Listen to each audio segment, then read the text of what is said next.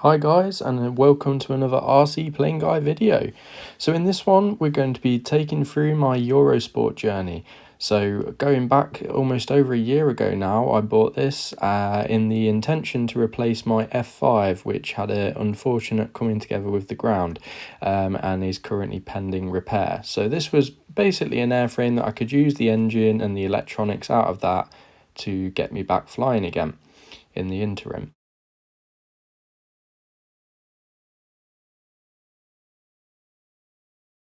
So these few pictures are from when I first picked it up and first started having a look at it, giving it a good check over. It's got a half bypass in there, which helps give it a bit more thrust. The good old Jetsman Merlin 160. It's a little bit of an older engine now, quite a larger engine, but still does the job nicely, and it's got plenty of power.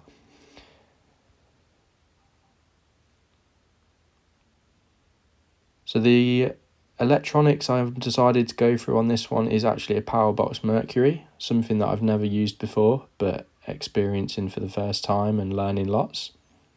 Replacing the fuel lines, of course, and checking over all the fuel tanks, giving it a new MAP UAT. Unfortunately, when I took the turbine out, the fuel pump line had actually broken, which kind of forced my hand and made the decision for me to send it back for a service, as it was due a service anyway. So I actually ended up sending this back to Jetsman in Spain. So packaged it all up and gave it back to them to give it a fresh turbine service.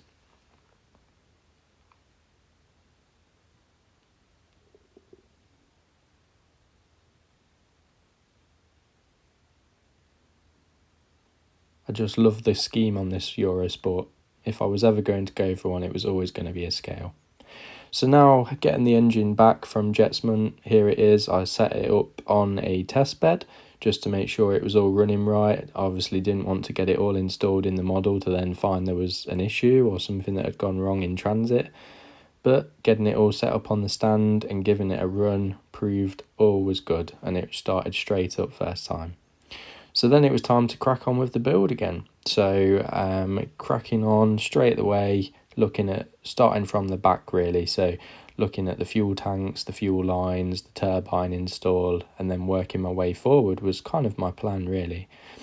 Of course, lots of airlines, lots of electronics. And to be honest, this airframe, because it's one of the older V1 Eurosports, it was quite a difficult airframe to work with.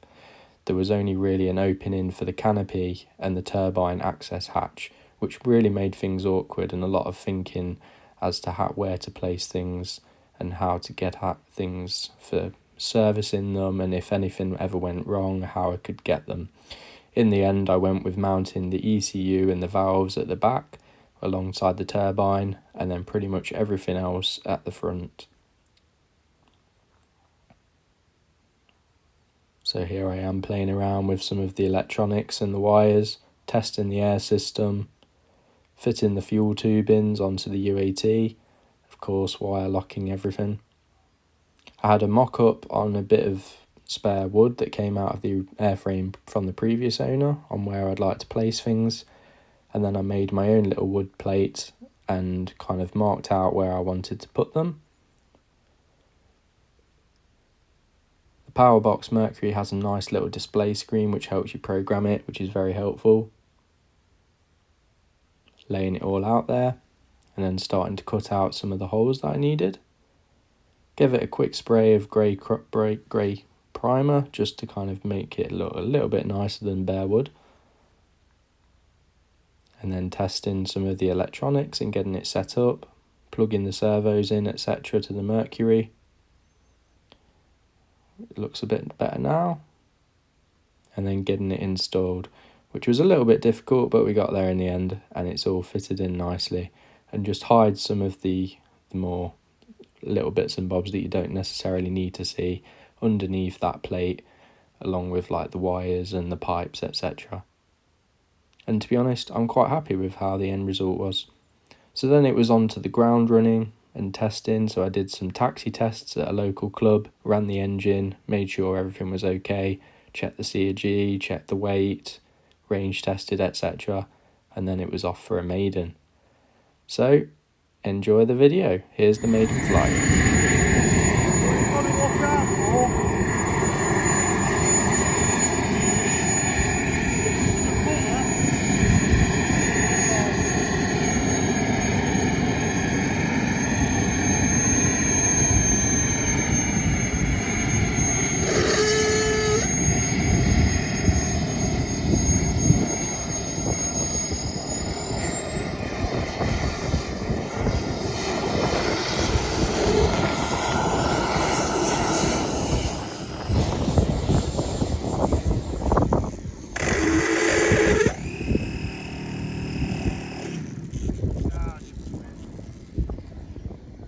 So unknowingly to me, what you'll see shortly is when I try to take off, the throws recommended by Carf are actually quite sensitive for my liking. So as it actually took into the air, it was very uneven, let's say.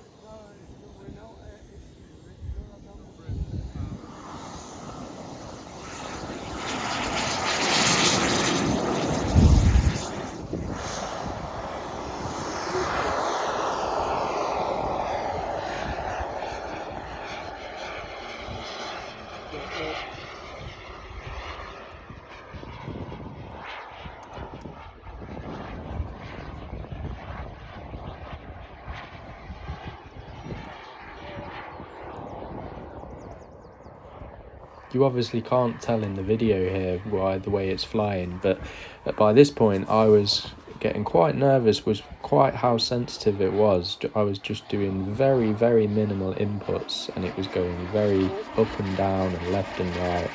So I really had to settle myself down and get used to how sensitive it was just to keep it flying in the air for this flight. And basically I just wanted to keep it flying and get it down safely so that then on the next flight I could reduce the throws, put more expo in and get more used to it.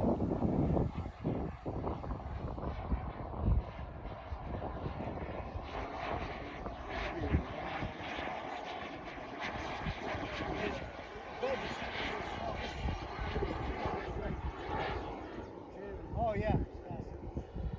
Oh yeah, it's got to be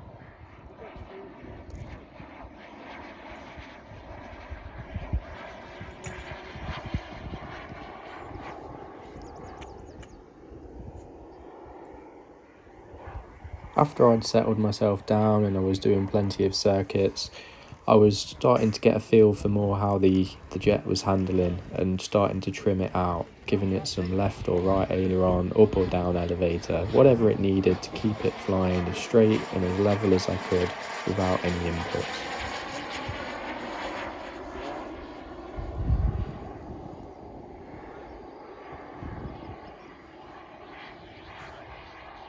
like them when you're coming towards us. It's like, is that you or?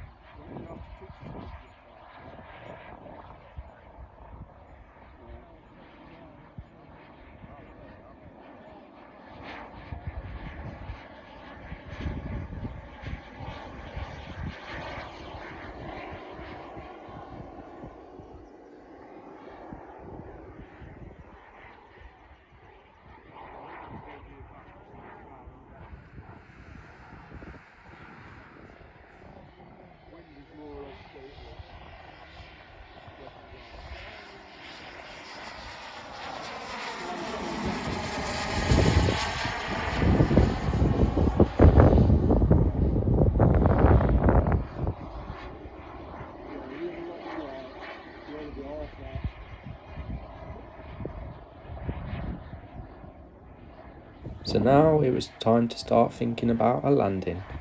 Unfortunately, the cameraman didn't quite catch the end of the landing, but I can assure you it was a good one.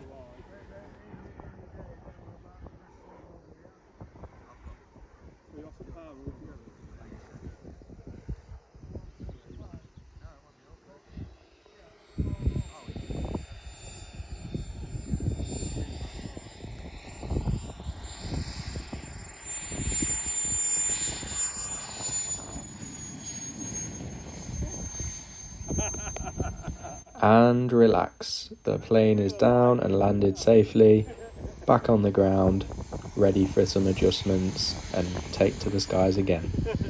After this flight, I actually had another flight, so I made the adjustments, I reduced the throws, upped my expo, and then went again.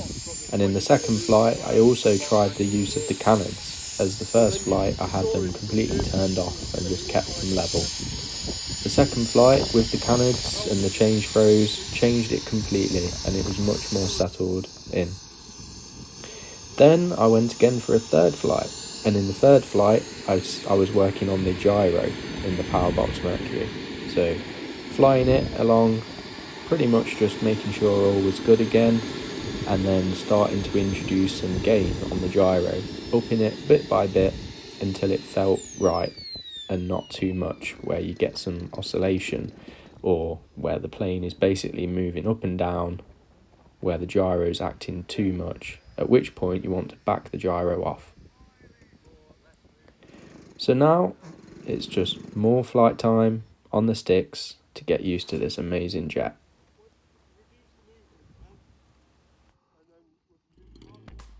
And that brings us to the end of this video. Don't forget to subscribe to my YouTube channel to keep up to date on all the latest videos. And if YouTube isn't just enough, follow the link tree in my profile to find and follow all my other social media platforms. Thanks and bye for now.